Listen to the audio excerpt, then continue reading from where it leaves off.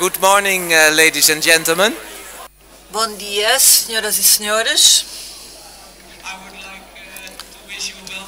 Gostaria de vos dar as boas-vindas a esta sessão e de vos pedir, se possível, que se sentem para começarmos. Em primeiro lugar, queria apresentar-vos o professor Alan Denton, que está aqui ao meu lado e que fez muito trabalho para a Associação de Esclerodermia e também é alguém que é muito importante para o grupo de doentes, como a FESCA. É muito bom estar aqui sentado ao lado dele e ele vai apresentar alguns dos oradores de hoje. Eu vou começar com a apresentação do professor Christopher Denton, que está aqui ao meu lado. Já o viram bastantes vezes nesta conferência, portanto digo apenas que ele vem de Inglaterra e que é muito humilde.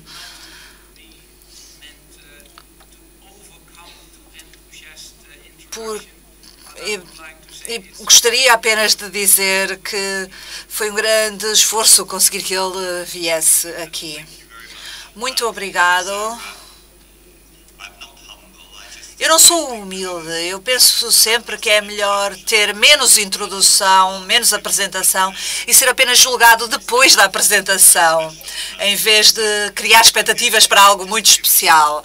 Vou dar-vos apenas uma breve apresentação em que vamos pensar o que é que existe em termos de fármacos sistémicos e penso que devem pensar que isto é uma sessão temática, porque o que eu gostaria de falar aqui é de algumas coisas que estão a acontecer e que vão ser novos desenvolvimentos no que se refere a novas opções de tratamento para a esclerose sistémica. E isto pode ser posto no contexto da apresentação seguinte, que vai falar da transplantação de células estaminais.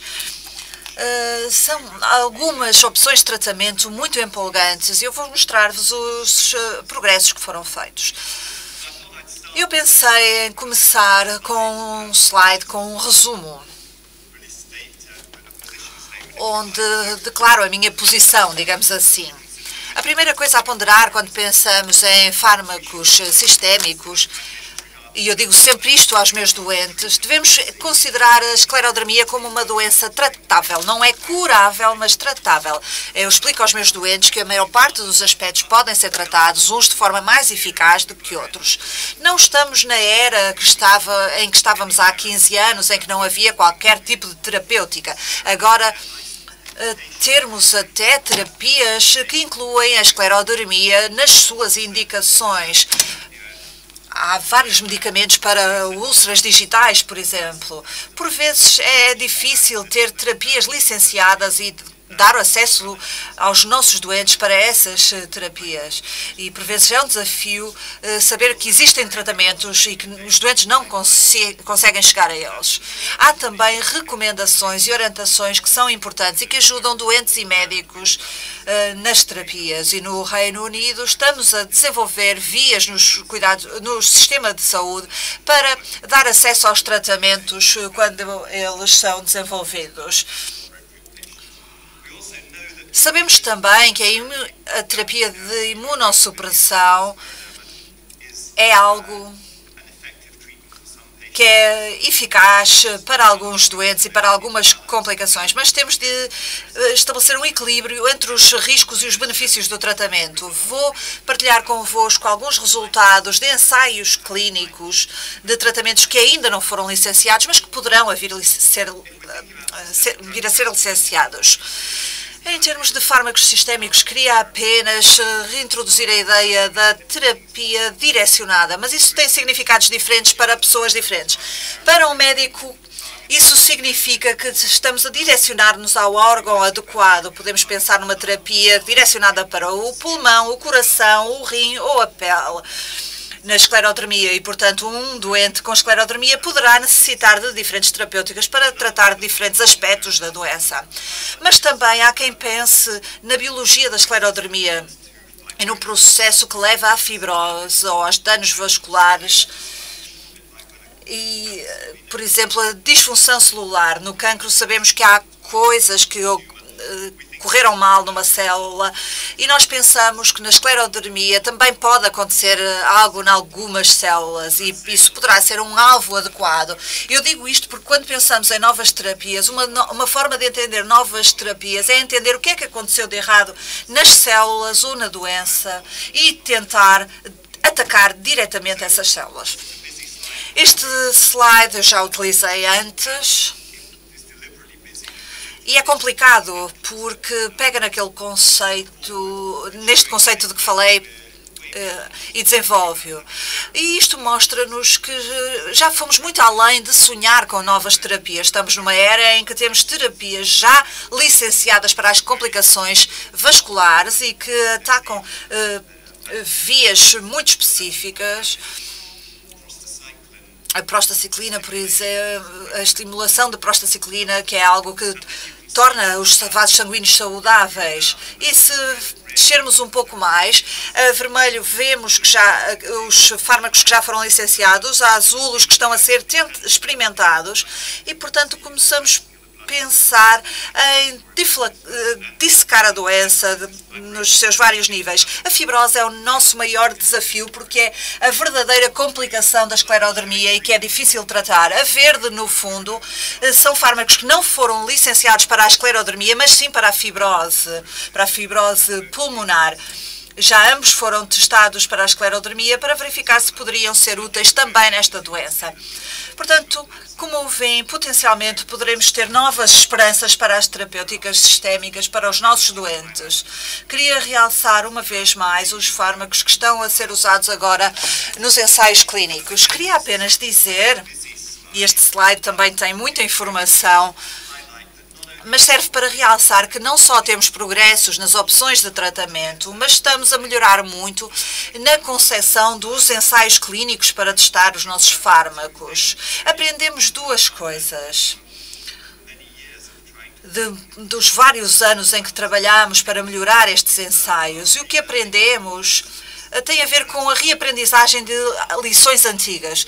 A primeira é que temos de fazer um ensaio com uma duração suficiente para ver diferenças e, em segundo lugar, precisamos de um grupo de controlo. Seja qual for o tratamento, por muita confiança que tenham nele, só verão se funciona ou não se o compararem com um grupo de controlo, que pode ser um outro tratamento ou um placebo, ou seja, um fármaco que não faz nada, para verificar se existe de facto uma diferença. E ao reaprendermos estas lições, foi assim que conseguimos progredir. Vou falar-vos de alguns fármacos em que podemos pensar como novos tratamentos sistémicos que podem ser úteis. O primeiro fármaco é o rituximab. É uma terapia de anticorpos que é muito utilizada para a artrite reumatoide e já foi licenciada para essa doença e para outras doenças específicas. Mas, de facto, tem algum potencial para a esclerodermia porque ela está associada com excesso de anticorpos e um processo autoimune. E há algumas evidências de que o rituximab poderá ser útil na esclerodermia. No Reino Unido, estamos a fazer um grande ensaio chamado Recital, que compara o tratamento normal com o rituximab na fibrose pulmonar para ver se há de facto benefícios. Vemos doentes com uma fibrose pulmonar muito grave e temos aqui um exemplo de um dos nossos doentes. Podem ver a CAT de cima, que mostra muito branco, que é fibrose ou tecido cicatricial no pulmão. Este doente não reagiu aos tratamentos habituais e achávamos que não havia qualquer outra opção até recebermos financiamento para tratar este doente com rituximab.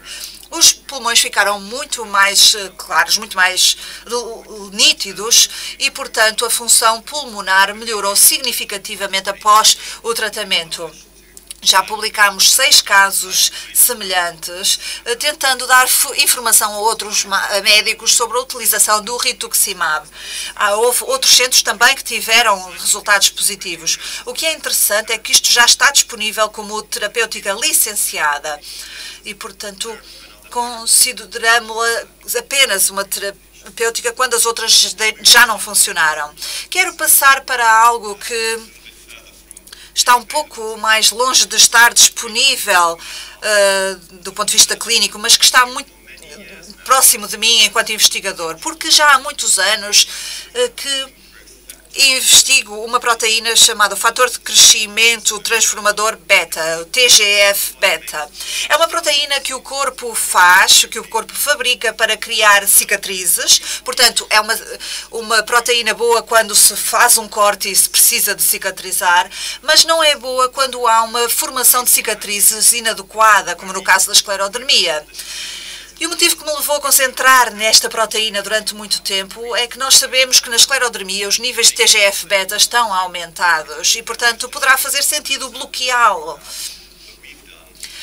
Vou mostrar-vos algum do trabalho que fizemos. Quisemos comparar o que acontecia com doente de esclerodermia no pior estado para aquilo que acontece depois de 2 ou 3 anos se o doente melhorasse. Fizemos este estudo que comparava apenas as diferenças na expressão genética na pele entre doentes que tinham esclerodermia leve e os que tinham esclerodermia grave nas diferentes fases, precoce e tardia. Na fase precoce temos níveis elevados de todos os genes que são regulados pelo TGF-beta. E quando a esclerodermia melhora, os níveis dos genes diminuem. Isto não é uma prova, mas é algo sugestivo. Tentamos utilizar diferentes formas de bloquear a TGF-beta e estou muito satisfeito por haver agora um ensaio com muito êxito a tentar bloquear o TGF-beta. É um estudo de um grupo de Boston. É um tratamento que não está sequer próximo de estar disponível para os doentes, mas talvez nos dê mais provas que isto será o caminho lógico a seguir. Talvez devamos utilizar um anticorpo que bloqueie a proteína TGF-beta. A biologia da pele muda se bloquearmos esta proteína. E conseguimos, de facto, algumas melhorias nas características da esclerodermia. É um primeiro estudo e que não toma em consideração o facto desta terapêutica poder ou não ser tóxica. E queria terminar com alguns slides para vos falar de algo que poderá estar entre o rituximab e a abordagem anti-TGF enquanto tratamento sistémico. Estamos a testar um fármaco que já está licenciado e está disponível, um fármaco que mostra algum potencial. Está ainda em ensaios clínicos, mas poderá ser útil no futuro. Fajamos-nos um pouco do TGF-beta e há uma outra proteína que consideramos importante na esclerodermia, a IL-6. Nós sabíamos que era uma proteína importante na inflamação, mas não sabíamos até que ponto seria importante na fibrose, como no caso da esclerodermia. Como o rituximab é um fármaco que já está disponível para outras doenças, especialmente para a artrite, e, portanto, há alguns anos, com base na nossa investigação e com os doentes na nossa clínica, verificámos que havia alguns doentes que tinham maus resultados com os tratamentos habituais. Todos esses doentes tinham evidências de níveis elevados da proteína IL-6 no corpo. E sabíamos que eles estavam em má situação porque quando conseguimos identificar esta proteína numa fase precoce da doença, sabíamos que eles iam piorar rapidamente e nós encontrávamos esta proteína nos órgãos internos e em todo lugar. Achávamos que seria interessante bloquear esta proteína e discutimos esta possibilidade com a empresa que fabrica o fármaco que bloqueia esta proteína e, por fim, a empresa decidiu realizar um grande ensaio clínico para verificar se o fármaco seria útil ou não. A IL-6 também prevê até que ponto é que a fibrose pulmonar vai ser grave na esclerodermia e, portanto, tivemos muito gosto em fazer parte deste estudo. Houve outros professores que estiveram envolvidos nas fases iniciais do estudo. Este estudo representa agora um grande número de pessoas por todo o mundo. E foi isto que aconteceu quando fizemos o ensaio clínico, a comparar o placebo, ou seja, nenhum tratamento com o anticorpo contra a IL-6. Avaliamos a gravidade dos problemas térmicos e o que podemos ver é que no tratamento ativo, a linha azul, a classificação, o skin score melhorava. Mas no tratamento com placebo não havia melhorias. Foi muito semelhante ao que tínhamos visto nos nossos doentes uns anos mais cedo. O que um ensaio clínico tem de bom é que depois do ensaio terminar, os doentes que estavam submetidos ao placebo também podem receber o tratamento. Vimos também alguns sinais que poderia ser útil para o pulmão, porque nas fases iniciais da esclerodermia, analisámos cuidadosamente os pulmões para verificar se eles poderiam piorar e verificámos que a função pulmonar piorava muito mais se os doentes tivessem a receber o placebo. Isto sugere, uma vez mais, que ajuda não só a pele, mas também pode ajudar os pulmões de alguns doentes. O que este ensaio fez foi confirmar a nossa observação na clínica de que os níveis de IL-6 podem ser importantes na esclerodermia e que poderá ser útil tratar alguns doentes a este nível. Há agora um estudo muito maior em curso e, se ele for positivo, levará a uma aprovação deste fármaco como tratamento para a esclerodermia. Vou terminar por aqui. Queria apenas dizer que espero que vejam que há esperança no que se refere a tratamentos sistémicos, mas são terapêuticas muito mais direcionadas e poderão ser apenas relevantes para um subgrupo de doentes. E não é provável que sejam uma resposta completa. Vou ficar por aqui. Queria apenas agradecer aos doentes e a todas as pessoas com quem trabalhamos no Reino Unido e por todo o mundo e às associações de doentes. Penso que provavelmente as perguntas serão feitas no final da sessão. Muito obrigada. Thank you very much, Chris. Muito obrigado. Faremos perguntas e respostas no final e tenho agora o prazer de apresentar o professor holandês C. Van Laar. E já trabalho há mais de 25 anos com este jovem e acho que é um exemplo muito bom que demonstra a empatia de um bom médico. Ele vai apresentar-nos um estudo sobre o transplante de células estaminais. Muito obrigado, Alan, por esta introdução e esta apresentação tão simpática. Já há 20 anos que de facto colaboramos. É uma grande honra para mim estar aqui e poder falar para os doentes. É um tema sobre o qual falaria durante horas. Muitas vezes a minha mulher acorda-me durante a noite e diz-me: cala-te com essa história das células estaminais e que eu preciso dormir. Decidi, depois de vários anos de estudos, tentar condensar aqui a ideia num projeto e gosto muito do logotipo desta reunião. Não sei se tiveram a oportunidade de ir ver o padrão dos descobrimentos, este grande monumento, e acho muito adequado podermos estar aqui em Lisboa para podermos dar origem a novas descobertas, a novos descobrimentos.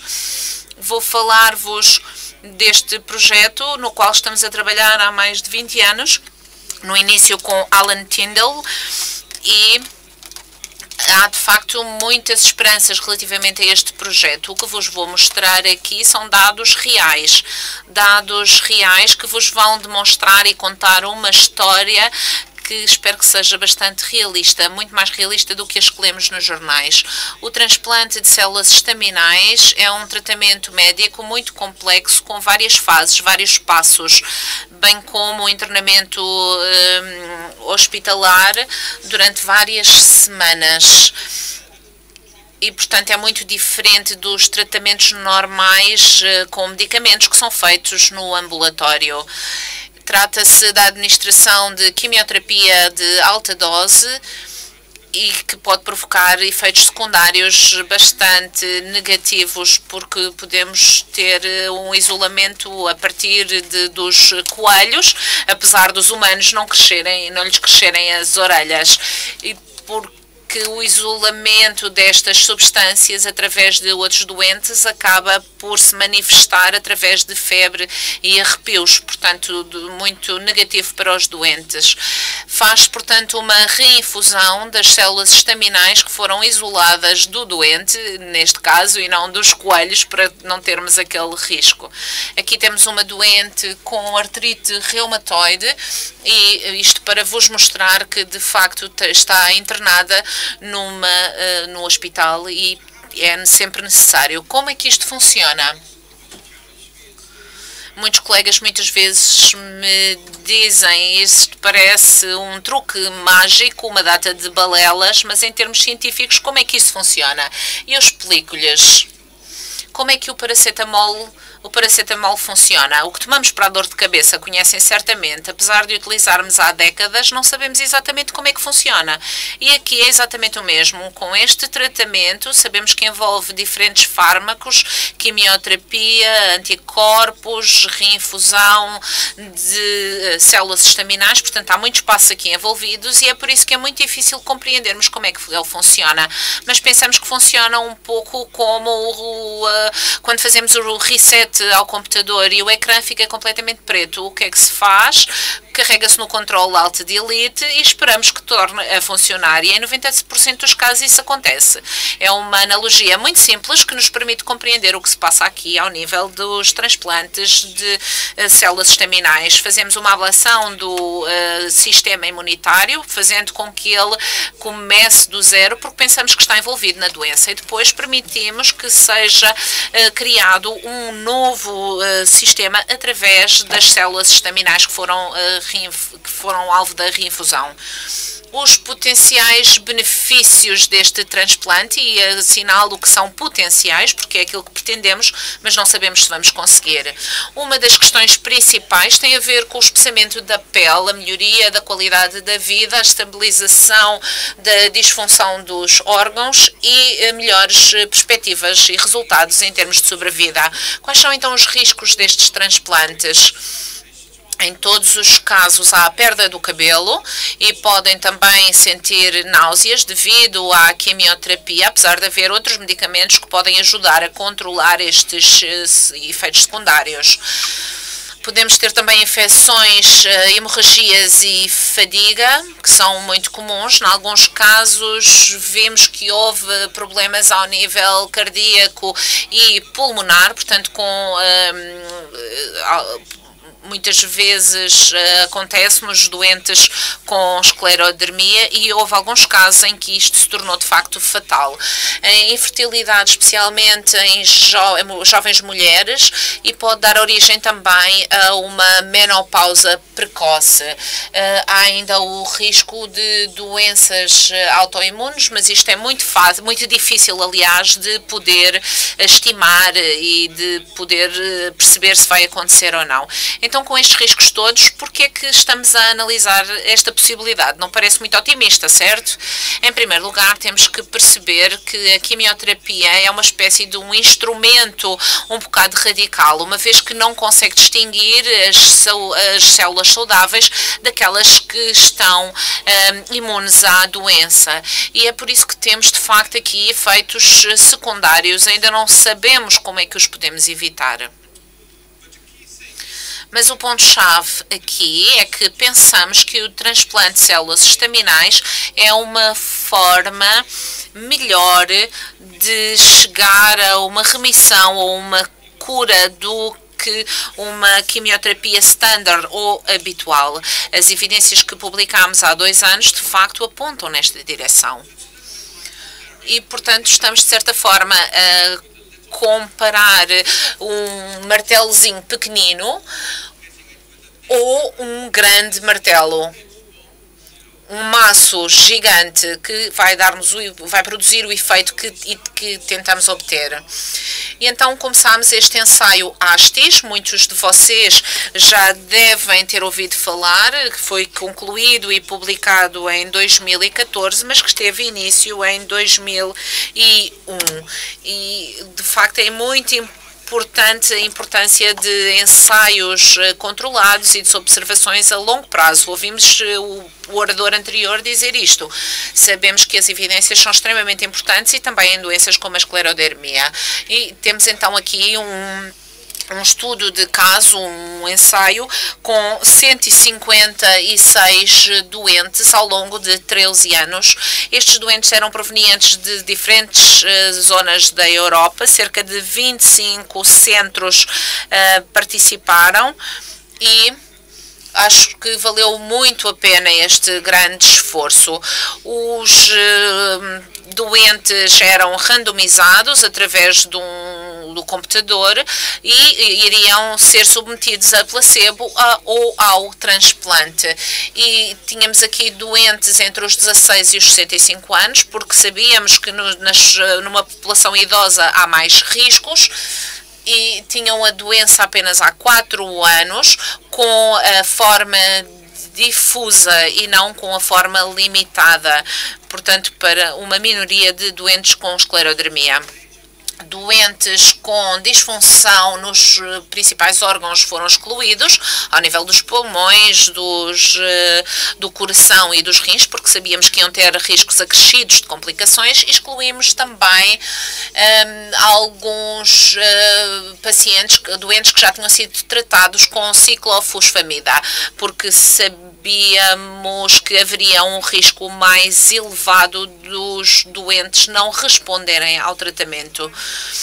E, portanto, foi um grupo de doentes muito selecionado e apenas poucos doentes se podiam qualificar para este ensaio.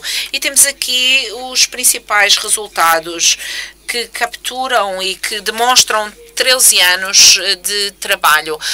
Mostram, de facto, os doentes que conseguiram sobreviver e mostram os benefícios dos doentes que foram submetidos ao tratamento, ao transplante, e os que foram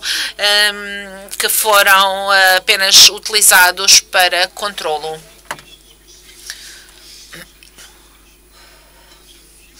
Portanto, poucos doentes morreram,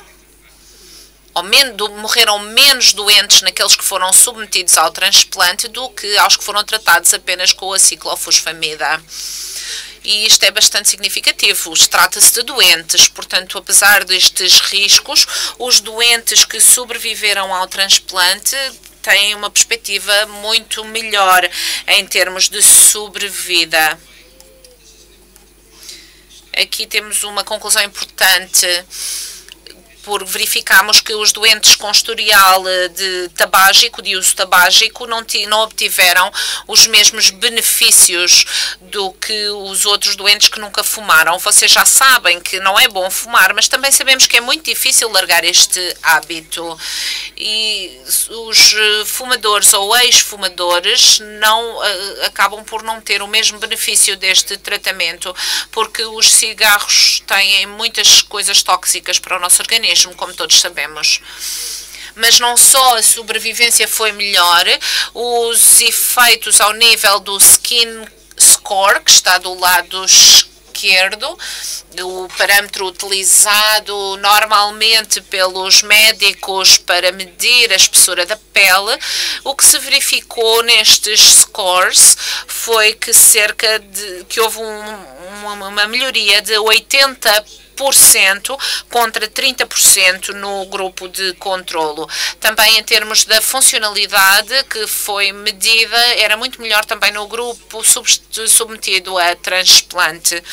Vimos melhoria também da função pulmonar, mas não verificamos nenhuma melhoria ao nível dos rins ou do coração. Na realidade, a função renal foi até um pouco mais comprometida, mas pensamos que isto tudo tem a ver com o efeito tóxico dos medicamentos utilizados.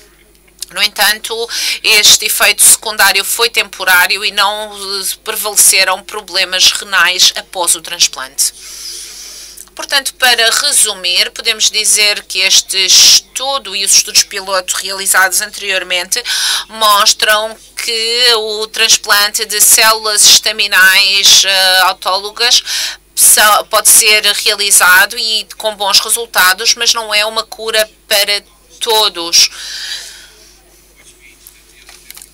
Sabemos que 50% dos doentes apresentaram uma remissão a longo prazo e há outros tratamentos no início das doenças não são tão eficazes. Nós sabemos que a ciclofosfamida, por exemplo, no segundo ciclo não é tão eficaz. E, portanto, a decisão de ser submetido a um transplante deste tipo depende dos médicos, da experiência dos médicos, mas também da escolha pessoal do doente.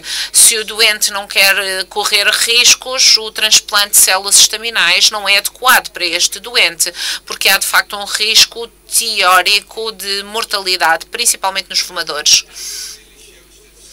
Os dados mostram claramente que deve ser uma possibilidade para quem tem esclerodermia difusa. E, para além dos dados que vos apresentei relativamente ao uso tabágico, é o principal risco, mas não podemos prever o futuro. Continuamos a trabalhar ao nível dos testes sanguíneos, das análises de sangue, diferentes exames que vamos fazendo, também ao nível da pele, mas que não indicam claramente o prognóstico futuro. E, portanto, a experiência do médico é extremamente importante para perceber se um doente se qualifica para o transplante de células estaminais ou não. Outra questão importante que é preciso sublinhar é que isto não pode ser feito por um único médico. Trata-se de um trabalho de equipa, com uma larga equipa envolvida nos diversos passos, até bem como enfermeiros. E o resultado do transplante também depende muito da experiência dessa equipa e do hospital onde é realizado. Portanto, o hospital mais perto da vossa casa pode não ter a experiência adequada e podem nem sequer fazer transplantes. Portanto, normalmente isto faz em centros académicos, em hospitais universitários, por exemplo. Na Holanda temos 4 centros com especialistas ao nível da esclerodermia, mas também do transplante de células estaminais. É importante sublinhar também que se trata de um tratamento muito dispendioso, cerca de 50 mil dólares, que, aliás, 50 mil euros, que nem todas as companhias de seguro reembolsam e que não são considerados pelos sistemas de saúde, apesar de haver alguns países na Europa que já o fazem.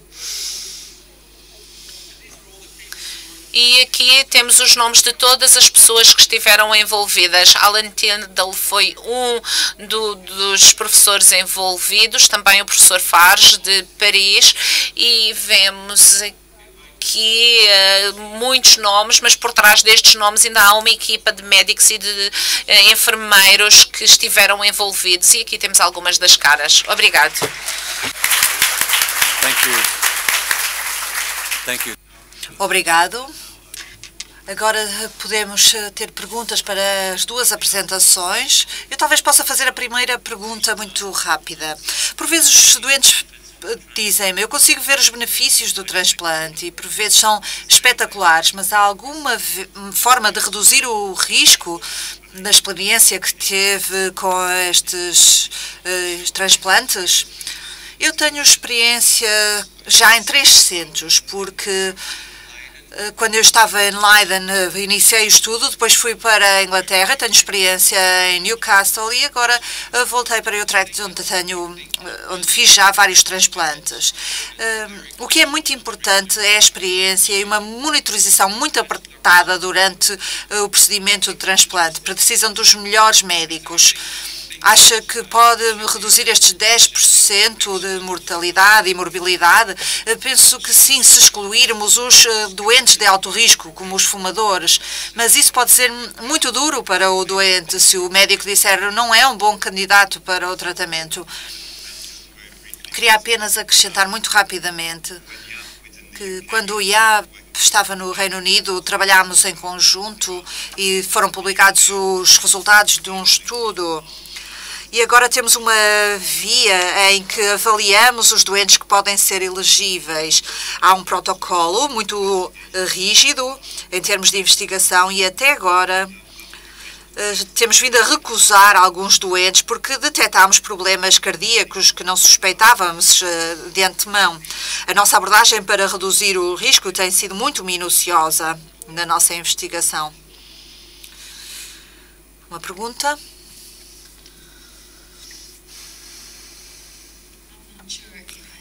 Não sei se não percebi isso no início, mas queria saber apenas o que é que leva um médico a supor ou a sugerir a um doente de esclerodermia que seja sujeito ao transplante de células estaminais. A que doentes é que sugerem? Porque fiquei surpreendida por ver doentes com problemas cardíacos e pulmonares, por saber que os doentes com problemas cardíacos e pulmonares não serem adequados para este tipo de transplante. Importa-se de explicar?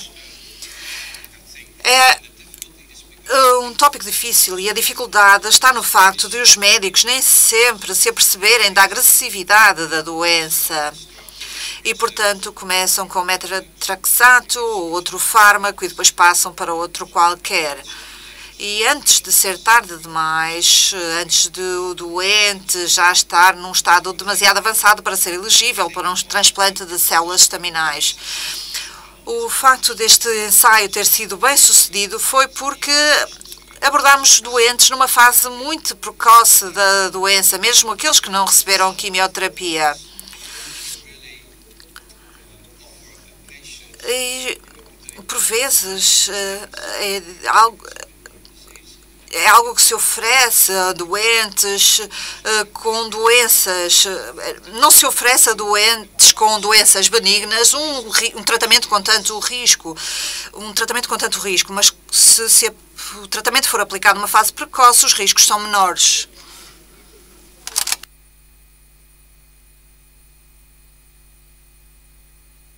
A esclerodermia difusa significa uma espessura muito grossa da pele, da cara, dos braços, falta de ar.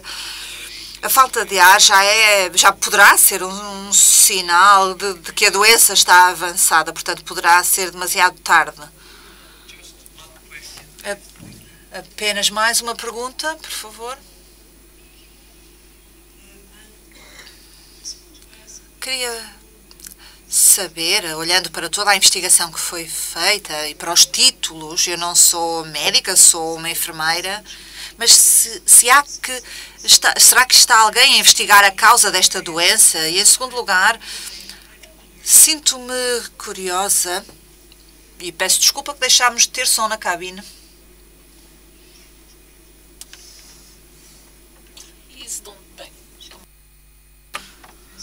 Querem que recomece? Eu estou a tomar um antimicrobiano que melhorou decididamente a minha situação, mas se for um medicamento antimicrobiano, isso não sugere que existe um organismo a causar a doença? Bem, poderia dar-lhe uma resposta muito longa, mas não temos tempo para isso. A resposta é que há muita investigação a ser feita e é fascinante. Investigação sobre o que pode causar a esclerodermia. Para um doente que vem ao médico, já traz consigo a doença, mas talvez seja útil para entender novos tratamentos. Podemos cada vez mais identificar coisas que podem desencadear a doença e pode haver uma certa suscetibilidade genética, por exemplo. Mas há, de facto, investigação a ser feita. Uma das coisas que pode ser relevante são as infecções bacterianas e o microbioma, ou seja, as bactérias que temos no nosso próprio corpo e que regulam o sistema imunitário. Tudo isso é relevante e é por isso que alguns antibióticos podem ajudar alguns doentes, mas isso ainda não foi comprovado em ensaios clínicos. Muito obrigado. Temos de continuar. Gostaria agora de vos apresentar a Alice Martin, da Suíça. É uma doente de esclerodermia que tem muito apoio do marido e foi submetida a um processo muito raro de transplante de pulmão para continuar a viver uma vida plena. Espero que ela esteja em bom estado para falar conosco e terei todo o gosto de ouvir o que nos vai dizer. Good morning. My name Bom dia, eu sou a Alison, nasci em Portugal e vivo na Suíça, tenho 54 anos de idade. Desde 2002 que sofro desta doença rara autoimune. Esclerodermia sistémica difusa. No meu caso específico, afeta-me as articulações, a pele, o esófago e também os pulmões, com uma doença pulmonar chamada fibrose tipo NSP. Também tenho anticorpos positivos antinucleares, bem como SL e outros anticorpos. Vou falar especificamente sobre a minha doença pulmonar. Antes da esclerodermia ter afetado os meus pulmões e devido a isto, fiz alguns tratamentos com ciclofosfamida entre novembro de 2002 e abril de 2003. Depois comecei a tomar outro medicamento até 2007. Desde essa data e até agora, comecei a tomar micofenolato. No entanto, a minha infecção piorava a cada vez e com muitas dores a acompanharem todo o processo, pelo que tive que abandonar o meu emprego em setembro de 2015. Com a evolução da doença, os doentes começaram a considerar a possibilidade de fazer um transplante pulmonar, o que fiz em Lausanne, na Suíça, desde novembro de 2011. Fui sujeita a diferentes exames para determinar se de facto podia receber este transplante ou não. Depois de todos os exames e testes, em 2012, entrei oficialmente na lista de espera para um transplante pulmonar duplo.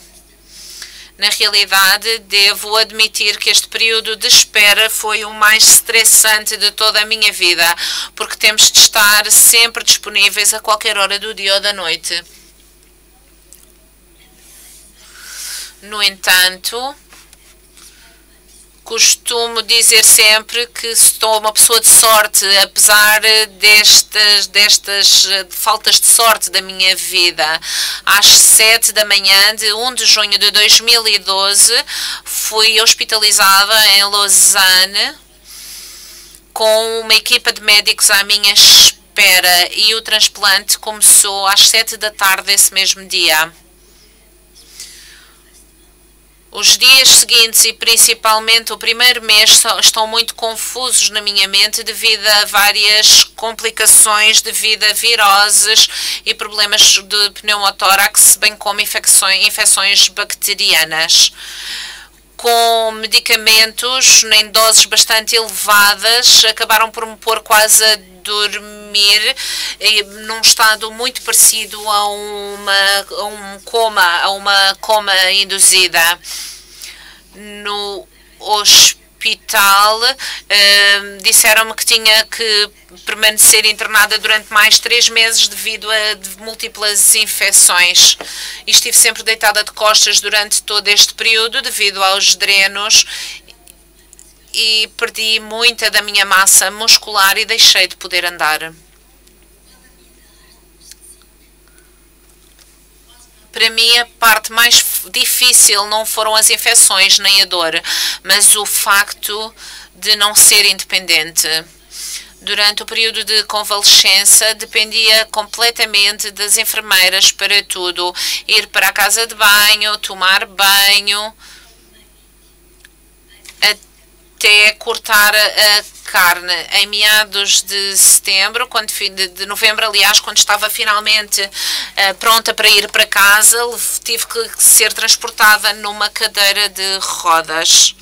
E comecei depois a utilizar um andarilho a quem comecei a chamar o meu pequeno Mercedes. Em casa tive o apoio de um enfermeiro que me fazia os pensos diariamente, e durante 6 meses tive que admitir uma empregada interna. Apesar de utilizar a cadeira de rodas até ao final de dezembro, em janeiro de 2013 comecei a recuperar a motricidade, apesar da fraqueza muscular, mas consegui continuar e recomeçar a andar na realidade. Depois, passados mais 6 meses no check-up, os médicos disseram-me que não havia sinais de rejeição e que podia voltar lentamente à minha vida normal. Estes meses de convalescença finalmente passaram e já consigo fazer coisas normais. Todas as pessoas são diferentes, obviamente. Há pessoas que apenas permanecem hospitalizadas durante um mês, há outras que têm que ser internadas durante longos períodos, como eu. Mas se me perguntassem se eu faria novamente a operação, eu diria que sim, porque ela significou toda uma nova vida para mim. Apesar de continuar a ter esclerodermia, a minha qualidade de vida melhorou muito. Tenho que continuar a tomar comprimidos durante o resto da minha vida, mas os resultados dos anticorpos que antes tinha são todos negativos. Agora já consigo respirar e andar de forma normal.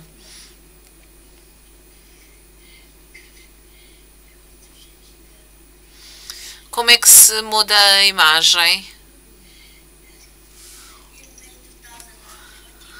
Em maio de 2014, 2 anos após o transplante, consegui fazer a caminhada de 20 km da Maratona de Genebra com as minhas amigas da Associação Suíça de Esclerodermia. Nunca pensei conseguir fazê-lo. E desde 2014, todos os anos, participo na maratona de 5 km para ajudar a sensibilizar as pessoas para a importância da doação de órgãos. E, em conclusão, tenho que agradecer a todos os médicos e enfermeiros pelo seu apoio, mas também ao meu marido e ao meu filho pelo seu amor e perseverança, e aos todos os meus amigos por me apoiarem e encorajarem permanentemente. E, acima de tudo, agradeço de todo o coração ao dador e à sua família por este presente, pela sua generosidade que salvou a minha vida. Muito obrigado a todos vós também por ouvirem este testemunho.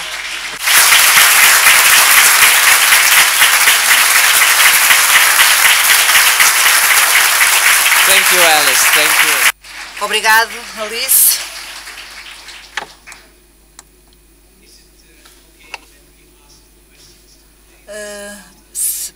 Será que podemos fazer as perguntas depois da segunda doente falar? Então, queria apresentar-vos Ramona Canters, da Holanda. É doente de esclerodermia,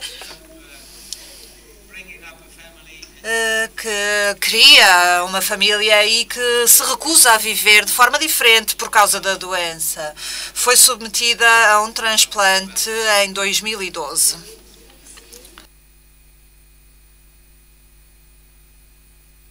Olá a todos. Obrigado por me apresentar.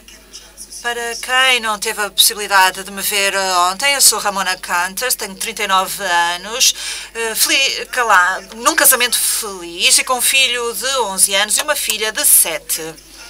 No início de 2005, 3 meses depois do nascimento da minha filha, fui diagnosticada com esclerose sistémica. Em retrospectiva, pode-se agora dizer que tinha muitos sintomas já antes da gravidez. Dores nas articulações, dentes inchados, fenómeno Raynaud e outros. Os contornos da minha face também mudaram. A minha boca ficou mais pequena e eu senti outras alterações no meu corpo. Devido às complicações, a minha filha nasceu por cesariana às 34 semanas. O exame mostrou que o meu útero e a placenta estavam enrijecidos e as coisas poderiam ter corrido muito mal. Felizmente, tudo correu bem. A minha filha é agora uma rapariga saudável. Havia dias em que tinha sintomas muito vagos e o meu médico de medicina geral não sabia o que fazer comigo. Depois da minha filha nascer, os sintomas aumentaram significativamente e a minha saúde ficou comprometida. 3 meses depois do nascimento, diagnosticaram-me esclerose sistémica. O especialista disse-me: vamos tentar fazer com que o tempo que lhe resta seja o mais agradável possível. E eu disse: mas eu tenho uma bebé de 3 meses no meu colo. Eu senti o chão a tremer debaixo dos meus pés. O que se seguiu foi um tempo muito assustador, com muitos exames diferentes e, por sorte, fui enviada para um dos melhores hospitais universitários na Holanda, onde conheci a melhor médica do mundo. Nessa altura, havia uma equipa que estava a trabalhar num estudo com doentes como eu. Fui escolhida para ser submetida a tratamento que incluía sessões de quimioterapia. Em primeiro lugar, a quimioterapia pareceu funcionar, mas, infelizmente, só durou pouco tempo. E só ficou depois um tratamento possível, o transplante de células estaminais. Depois de muitos exames para garantir que o meu corpo conseguiria aguentar este tratamento, tivemos luz verde. Fui submetida novamente à quimioterapia, junto com um tratamento com outro fármaco. Um fármaco que aumentava o número de células estaminais no meu corpo para ser mais fácil fazer a colheita. Fui enviada para casa durante 4 semanas e posso dizer-vos que tirei o máximo proveito dessas semanas com a minha família, os meus amigos e uma grande garrafa de vinho. As coisas simples que a vida tem de bom. No final das 4 semanas, voltei ao hospital para a segunda parte do tratamento. A quimioterapia, agora com ETG, uma proteína. A ETG pretendia atacar o meu sistema imunitário e em 12 áreas o meu sistema imunitário baixou para 0,1 e o meu corpo sofreu uma reação alérgica. O meu médico tinha-me avisado que isto era possível, mas ainda assim fiquei admirada com as bolhas que apareceram por todo o corpo. E a febre que apareceu nessa altura. Não me lembro da maior parte desse tempo. Esta altura em que é aplicada a proteína é a altura mais perigosa do tratamento devido à reação alérgica. Depois do transplante, recuperei rapidamente, ganhei energia, a minha pele começou a ficar mais suave e agora até tenho rugas. Penso que sou a única das minhas amigas que gosta de ter rugas. Depois de 3 semanas, tive alta e fui para casa para recuperar. O período do transplante das células estaminais foi o período mais difícil da minha vida, mas até hoje continuo a estar agradecida por esta oportunidade. Embora não esteja curada, vou continuar a viver com os danos que foram feitos ao meu corpo todos os dias, mas aprendi a viver com eles. Uma vida com esclerose sistémica pode ser na mesma uma vida bonita, mas somos nós que temos que fazer a nossa própria festa. Muito obrigada.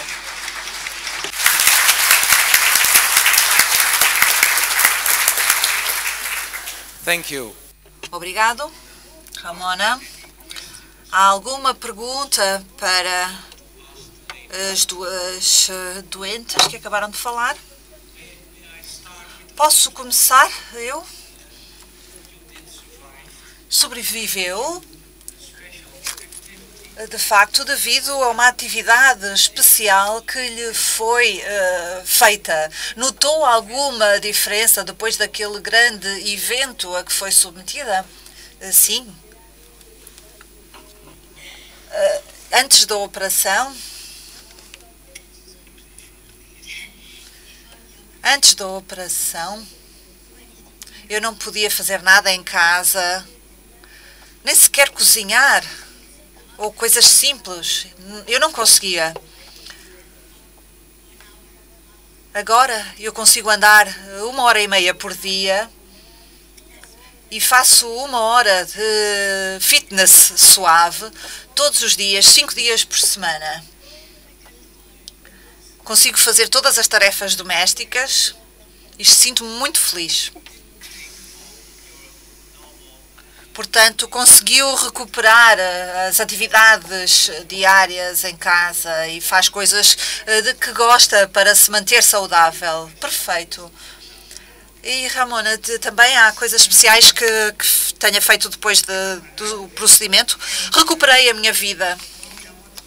Tornei-me a mãe que queria ser e que não conseguia ser quando estava doente. Não conseguia estar sentada no chão a brincar com os meus filhos antes do transplante. Não conseguia porque depois não me conseguia levantar.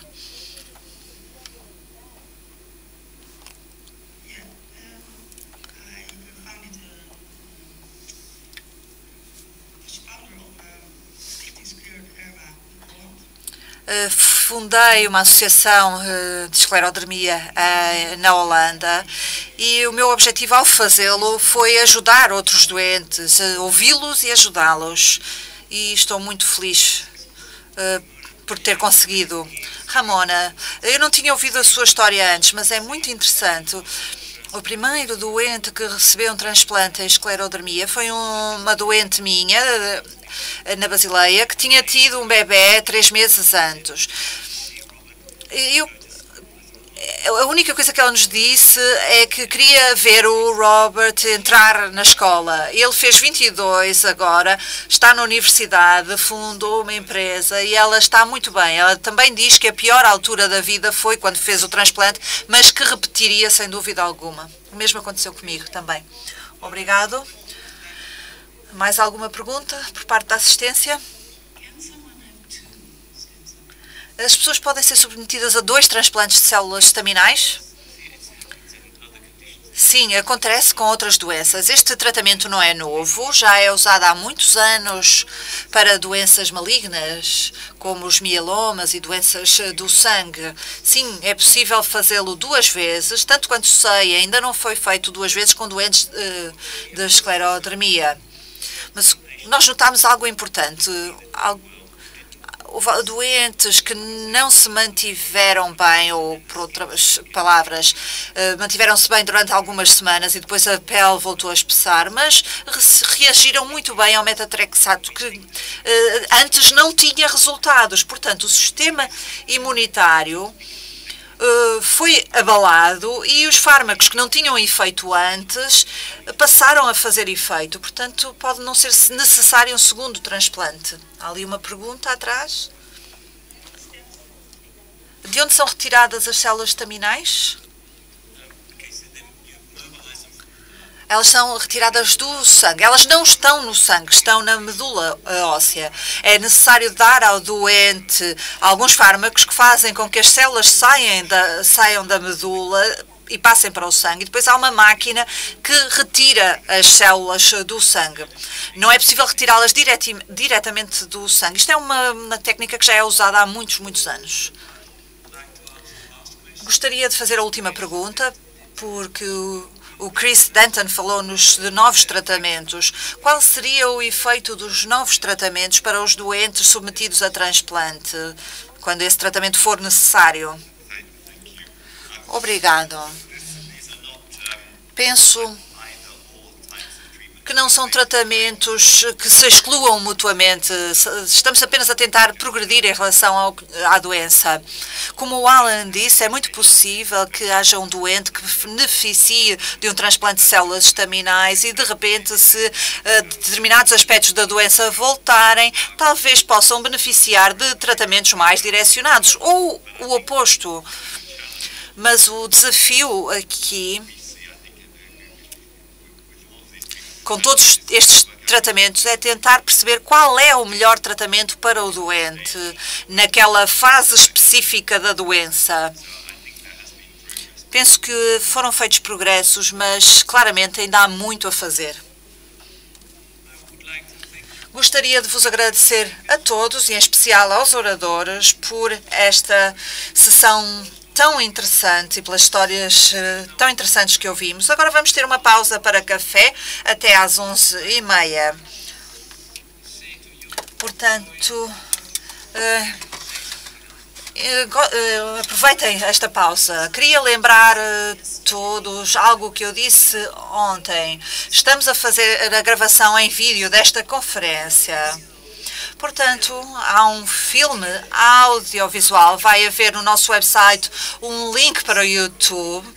Estamos também a gravar as interpretações que estão a ser feitas nas cabines de interpretação e a vossa organização nacional vai aplicar esse áudio no filme que estamos a fazer. Portanto, poderá demorar um pouco mais tempo para conseguirem organizar isso, mas eu diria que a nossa gravação destes 2 dias vai estar disponível no nosso website dentro de um mês, com toda a certeza. Estou a olhar para a pessoa que gera o nosso website, que está a entrar em pânico, mas penso que dentro de um mês vão poder ter acesso a esse link. Vejo muitas pessoas a tentarem tirar notas e a anotar os nomes dos medicamentos, mas nós programamos a filmagem de forma a que a câmara apanhe o orador e o PowerPoint. Portanto, vão conseguir ter toda essa informação no vídeo. E vamos também pôr os links para algumas das apresentações, não todas. Aproveitem a vossa pausa, estamos de volta dentro de meia hora.